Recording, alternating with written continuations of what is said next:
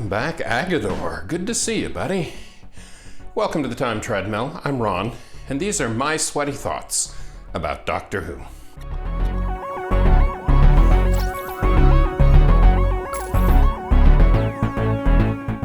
The Monster of Peladon is a not very thinly veiled commentary on the UK miners' strikes of the early 1970s, which are not to be confused with the UK miners' strikes of the 80s or the UK miners' strikes of the 1960s, or the 50s, or the 20s, or in 1893. Look, mining is a really rough occupation worldwide. And as it turns out, the miners themselves tend to get treated very poorly regardless of where they are, and so there are a lot of strikes. And that being the case, Monster of Peladon has a lot of commentary about things that are still disturbingly applicable 50 years later. It's the same truths that were there 50 years earlier, and tragically, I think they're the same truths that are going to be there 100 years from now.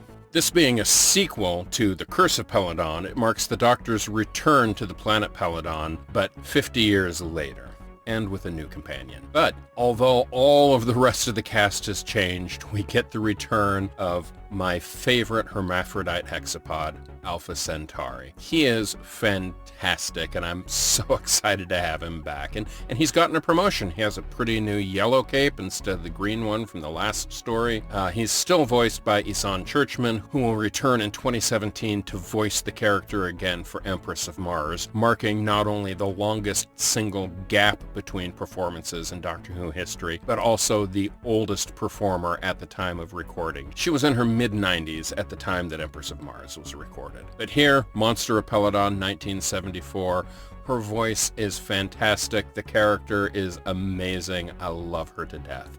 I would love to see another Peladon sequel done now with the 13th Doctor. But if they're going to do that, they got to get on it soon, because Isan Churchman is still with us, but let's be honest, time is running out. She officially retired from acting in 1999, but made the one-off appearance to return in 2017. I don't know if she would be up for it again, but I certainly would love to see a return to Peladon. The other key thing about Monster of Peladon, this is the last story written by Brian Hales.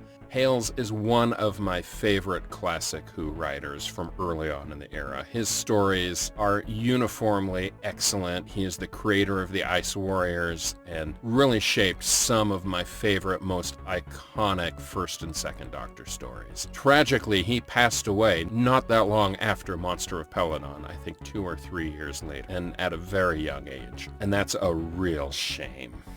And, of course, as I mentioned in the opening, this story features the return of Agador, the titular Monster of Peladon, and it's great to see him back. I'm sure tomorrow we'll be getting into some Venusian lullabies, just like old times. And speaking of tomorrow, I have got things to do. I need to go. I'm putting on a brave face today, but I have kind of stuff going on. So, thank you for being there for me, and apropos of nothing else, I just want to say thank you to all of you, my dear imaginary viewers. You are helping to keep me sane right now, and you have my undying gratitude. I'll see you tomorrow.